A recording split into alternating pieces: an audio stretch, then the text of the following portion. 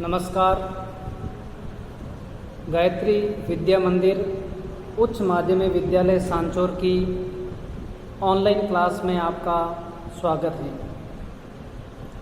प्रिय विद्यार्थियों, आज हम कक्षा 12 विषय इतिहास में मराठा साम्राज्य व छत्रपति शिवाजी का अध्ययन है वो करेंगे। तो देखिए, छत्रपति शिवाजी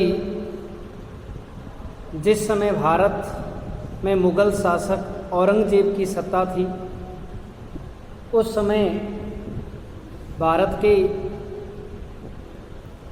महाराष्ट्र में हिंदुत्व का झंडा लेकर एक शक्ति उभरी थी और छत्रपति शिवाजी हिंदू धर्म को बढ़ाने के लिए हर मुमकिन कार्य करने को प्रतिबद्ध थे। शिवाजी मराठा के पिता शाहजी भोंसले थे और इनकी माता का नाम जीजाबाई था। बचपन में ही माता जीजाबाई ने शिवाजी को वीरता की, नैतिकता की और स्वाभिमान की सीखें वो दी थी। शिवाजी का जन्म 20 अप्रैल 1627 ईस्वी को पूना, महाराष्ट्र के समीप शिवनेर के पहाड़ी दुर्ग में हुआ था। शिवाजी का बाल्यकाल में संरक्षक के रूप में उनके पिता के दूर जाने पर उनके संरक्षक के रूप में रहे थे दादा कोंडदेव। उन्होंने छत्रपति शिवाजी की देखरेख की और उनका बचपन माता जीजाबाई की गोद में है वो बीता था। बालक शिवाजी को अपनी माता तथा संरक्षक द्वारा हिंदू धर्मशास्त्रों के साथ सैनिक शिक्षा दी गई। शिवाजी ने बाल्यकाल में ही रामायण, महाभारत तथा दूसरे हिंदू शास्त्रों का पूर्ण ज्ञान प्राप्त कर लिया था और 12 वर्ष की आयु में उन्हें अपने पिता की जागीर पुनः प्राप्त हुई थी। किसे हुई थी? शिवाजी को। इस तरह शिवाजी ने बचपन में ही धर्मशास्त्रों का अध्ययन किया और आजीवन उन धर्मशास्त्रों के अनुसार ही अपना जीवन यापन है वो किया था और 12 वर्ष की आयु में उन्हें अपने पिता की जागीर कौन सी प्राप्त हुई थी? पूना। अब देखते हैं हम बीजापुर के विरुद्ध सैन्य अभियान। तो देखिए, शिवाजी ने अपने जीवन के प्रारंभिक सैन्य अभियान है वो बीजापुर राज्य के विरुद्ध किए थे और इस समय बीजापुर के सुल्तान मोहम्मद आदिल शाह लंबी बीमारी के बाद मृत्युशैया पर पड़ा था और बीजापुर राज्य अस्त व्यस्त था और बीमारी के 1646 ईस्वी में शिवाजी ने बीजापुर के तोरण नामक पहाड़ी किले पर वो अधिकार कर लिया। इस किले से उसे 2 लाख ऊँट का खजाना मिला। शिवाजी ने इस धन से अपनी सेना का विस्तार किया और तोरण किले से 5 मील पूर्व में मुरुमगढ़ के शत विकसित दुर्ग को नया रूप देकर उसे राजगढ़ नाम दिया था।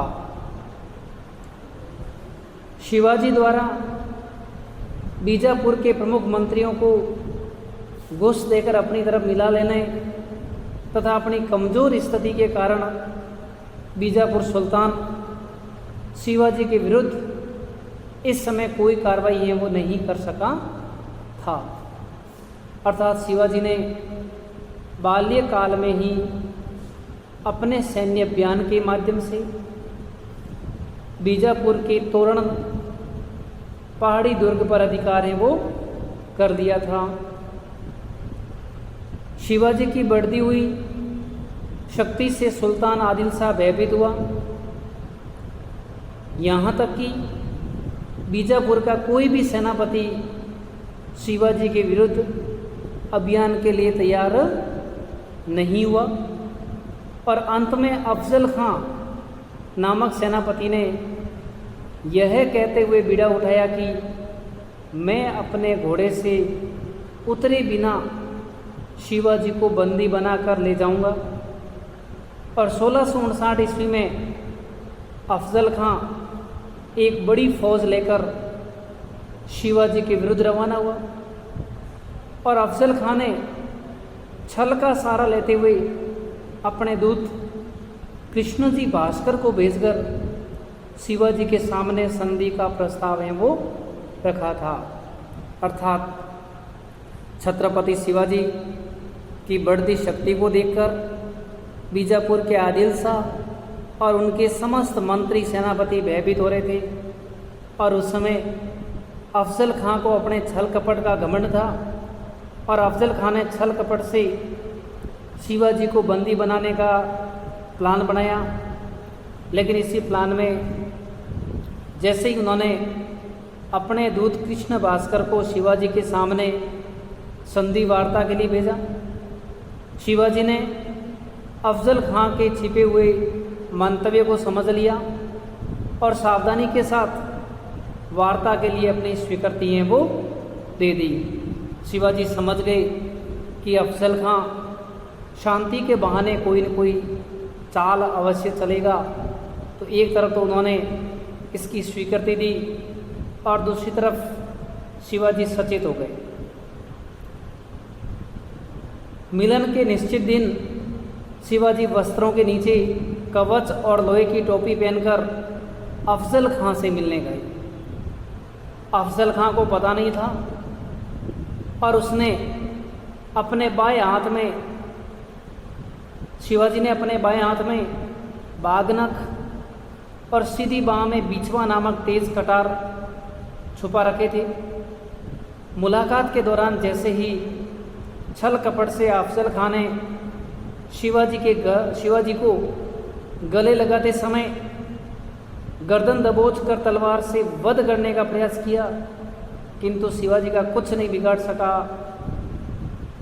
अफजल खां। और उसी समय शिवाजी ने बागनक का प्रयोग कर अफजल खां को है वो मार डाला। इससे पता लगता है कि छत्रपति शिवाजी एक महान विभूति थे। वे अंग्रेज़ों की, वे मुगलों की हर छल कपट को समझते थे और अफजल खां के छल कपट को उन्होंने पहले से ही भांप लिया। और इस तरह अफजल खां ने जैसे ही मुलाकात के दौरान शिवाजी को मारने का प्रयास किया, शिवाजी ने उल्टा अफजल खां का ही वध कर दिया। अफजल खां के मरते ही इधर उधर जंगल में छिपे हुए मराठा सैनिकों ने आक्रमण कर बीजापुरी सेना को खदेड़ दिया और इस घटना ने शिवाजी की प्रतिष्ठा में अद्वितीय वृद्धि की। अब दक्षिण में शिवाजी की शक्ति अत्यधिक बढ़ गई। शिवाजी एक हिंदुत्व योद्धा के रूप में उभरे। शिवाजी का सामना करने का उस समय वहाँ किसी में साहस है वो नहीं था। अफजल खां के बाद भी बीजापुर ने शिवाजी के विरुद्ध अनेक अभियान भेजे, किंतु उन्हें कोई लाभ नहीं हुआ। अब हम देखते हैं शिवाजी और मुगल। तो देखिए, शिवाजी की बढ़ती हुई शक्ति ने औरंगजेब को भी चिंतित कर दिया।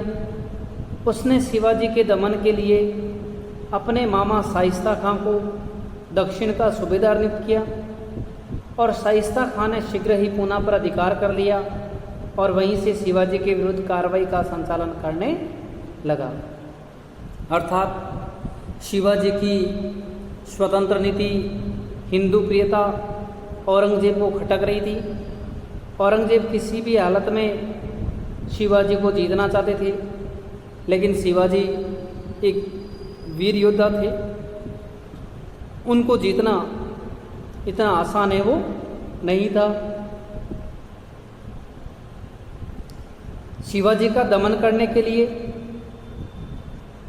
शिवाजी को परास्त करने के लिए औरंगजेब ने अपने मामा शाइस्ता खां को भेजा दक्षिण का सूबेदार बनाकर। शाइस्ता खां ने दक्षिण के पूना पर अधिकार कर लिया और वहीं से शिवाजी के विरुद्ध कार्रवाई का संचालन करने लगा। शाइस्ता खां पूना के उसी महल में ठहरा हुआ था जहां शिवाजी ने अपना बचपन है वो बिताया था।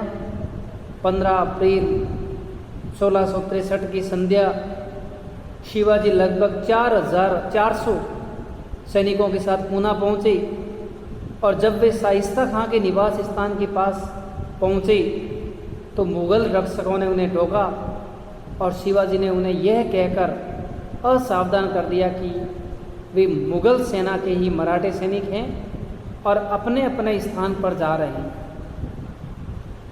और अर्धरात्रि के समय शिवाजी ने अपने सैनिकों के साथ शाइस्ता खां के डेरे पर मारकाट आरंभ कर दी।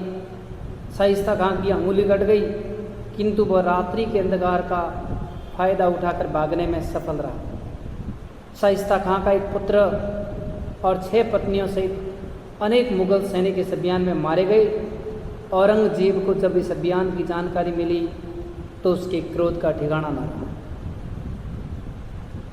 उसने शाइस्ता खां को उसकी असफलता का दंड देने के अभिप्राय से बंगाल भेज दिया।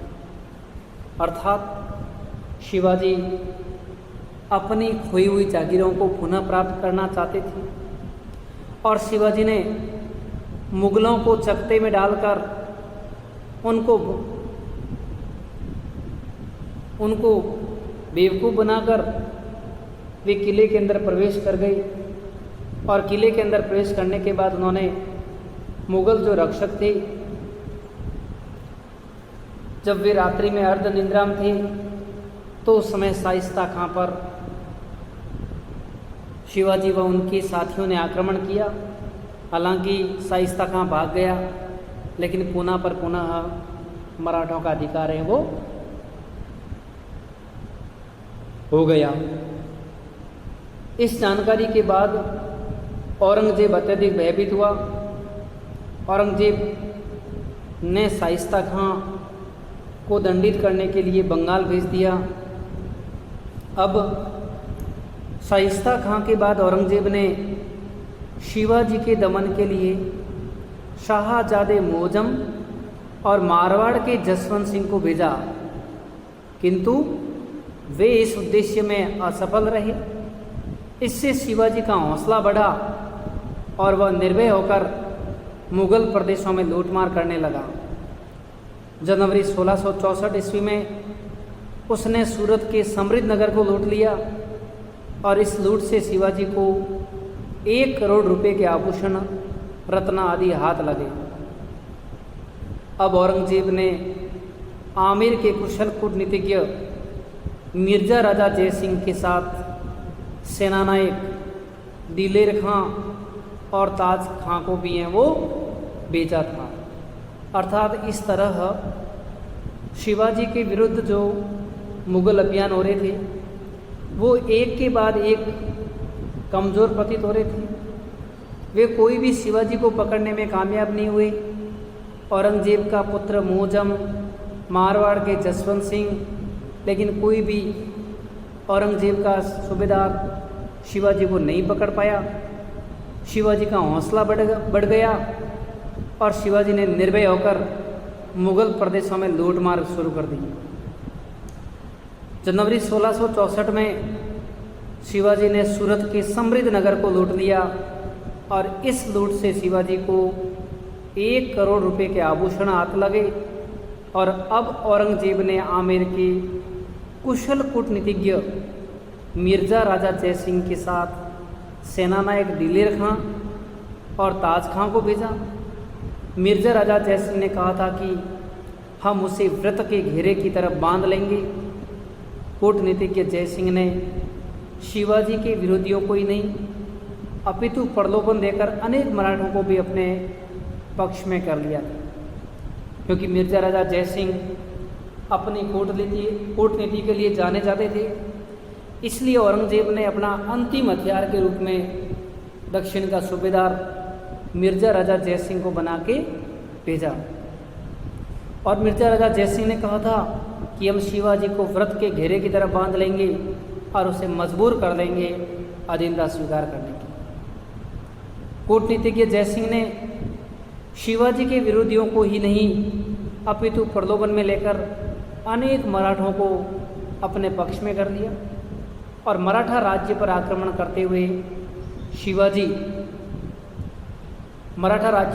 करते हुए उसने शिवाजी को पुरंदर के किले में वो घेर दिया।